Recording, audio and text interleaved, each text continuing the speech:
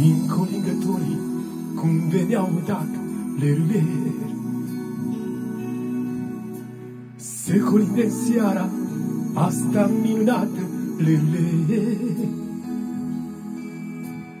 Dar liguroasă și lui soc în lacrimi, leruler. Prea degeaba sânge, prea degeaba patii, leruler. Gazdelor creștine, să-i primiți în casă, leruile. Și cum se cuvine, să-i poftiți la masă, leruile.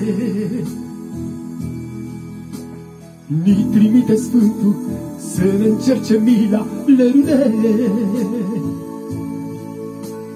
Domnilor de astăzi să-și deschidă vila, leruile. Și-o măielni pasul, mâinile plăpânde, leruile. Tremurând-li glasul, nu știu se colinde, leruile. Dacă stau la poartă și nu zic nimica, leruile. Domnilor de astăzi se va puce frica, leruile. Multe-i întrebarea ce răsună afară, leruile. Aleluia! Am murit degeaba, ce-ați făcut din țară, leruile. Tot în fric și în foame, tot cu mâini întinse, leruile. Pe la porți străine, ce ne stau închise, leruile.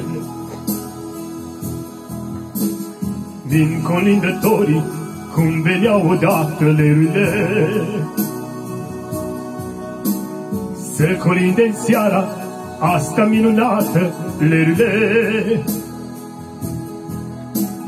Dar liguroasă și lui soc în lacrimi, leruile.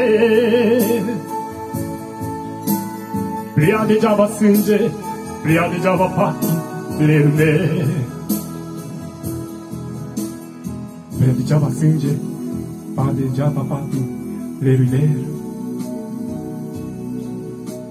Nu știu să colinde, ce-ați făcut din țară, leruile.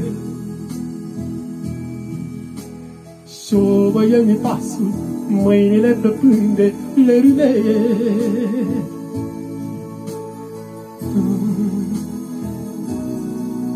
Aleluia!